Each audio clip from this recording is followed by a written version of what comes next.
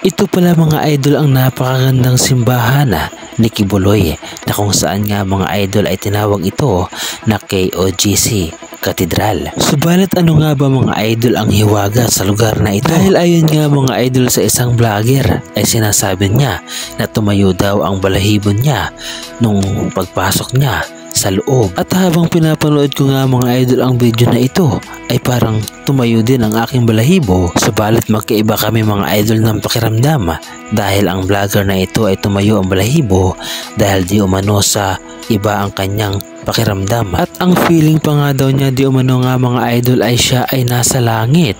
Ayon ito mga idol sa vlogger na kumukuha ng video na kung saan nga mga idol ay pinagmamalaki niya ang kapaligiran na kanyang nakita sa loob ng KOGC compound. Well, kung ako ang tatanungin mga idol ay kitang-kita naman na talaga namang napakaganda ng loob ng KOGC Katedral na ito.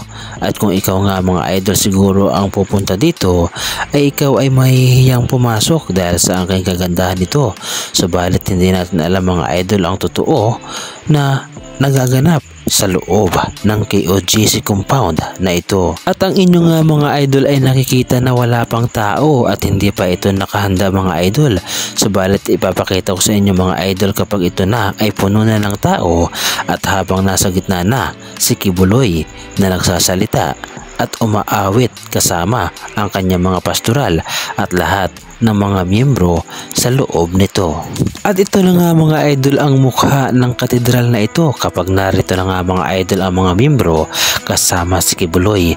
Mukhang buhay na buhay mga idol ang lugar na ito. At balik nga tayo mga idol sa video na kung saan nga mga idol ay kinukuhanan ng isang vlogger ang lugar na ito na kung saan nga mga idol ay tumayo di umano ang kanyang balahibo at pati nga mga idol ang balahibo ko ay tumayo dahil sa kanyang mga sinabi tungkol nga mga idol sa kanyang naramdaman pagpasok niya sa loob ng KOGC. So ito na nga mga idol, panoorin natin at pakinggan ang kanyang mga sinabi patungkol nga mga idol sa pagpasok niya. Bungad pa lamang mga idol ng pintuan ay sinabi na niya na kinakalibutan di umano siya at sinabi niya na siya daw ay nasa langit. Worship center namin, ito po tinatawag namin na KJC Cathedral. Okay, ito yung nakikita natin every Sunday po. Pero pag once na fully open na yung kingdom natin, so lilipat na yung ating worship. So ngayon ito muna. Ito muna po ang ng service Sunday po. Isang ano po. And ito po yung medyo ingat tayo dito kasi huli please po ito.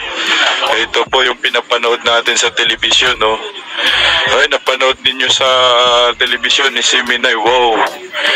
Magiging careful lang tayo dito. Wow, ganda. Uy, tumayo balahibo ko. Hala. Bakit ganito? Parang huli siya, sir. Parang ayaw parang hindi ako pwede dito, sir. Grabe, oh. Parang nasa langit kasi. Oo nga, parang puno siya ng word of God talaga, sir.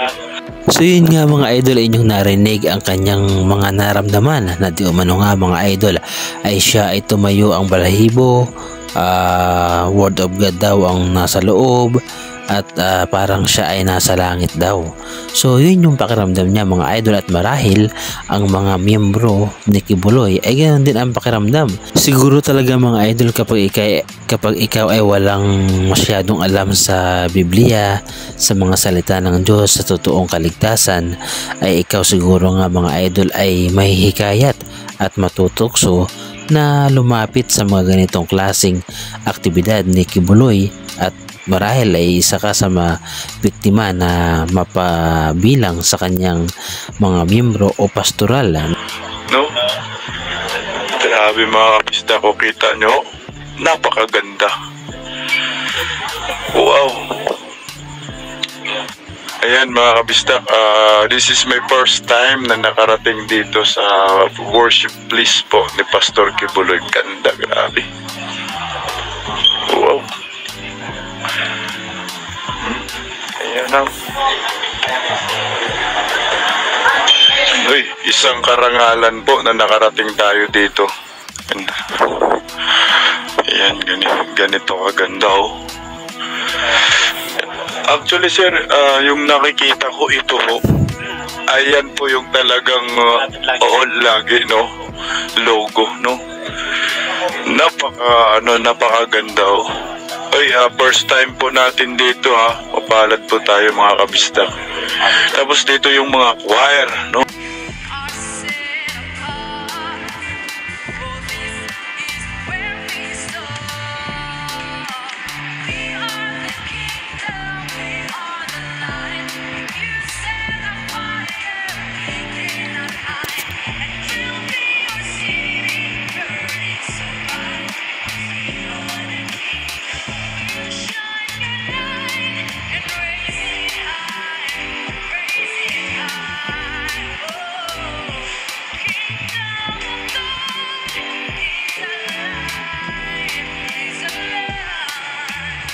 Orchestra, yung mga choir na ang gagaling kumanta dito sila yon. Pwede ba ko nandun sir?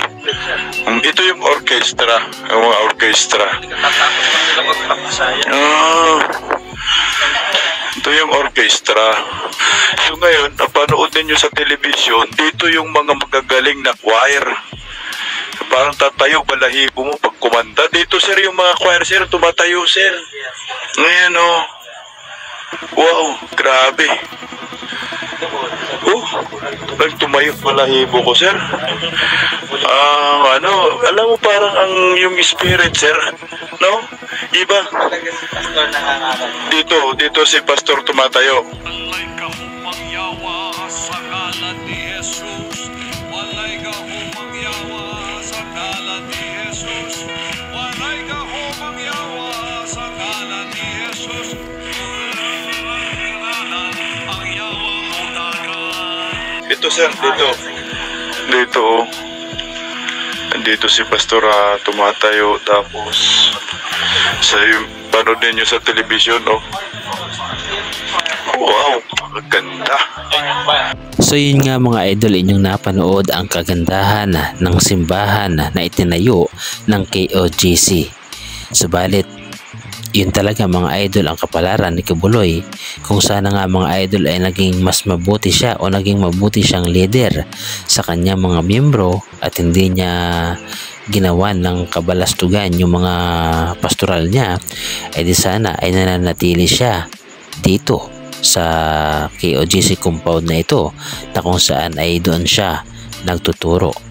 At kung sana nga mga idol ay ginamit niya ang kanyang talino sa pagtuturo o sa kaalaman sa Biblia, ay sana ay nananatili siyang nandyan at tapat sa paglingkod sa Panginoon. Subalit siya nga mga idol ay natukso ng mundo. Natukso siya mga idol kung ano ang mayroon sa sanlibutan. Kaya naman ang Panginoon na mismo ang gumagawa ng parusa para sa kanya. At dito na nga mga idol nagtatapos ang ating reaction video patungkol nga mga idol sa KOJC Cathedral ni Kibuloy. At kung mayroon kayong naisabihin mga idol ay mag-iwan lamang kayo ng komento mga idol, ay ibigay ang iyong reaction at opinion sa ating comment section.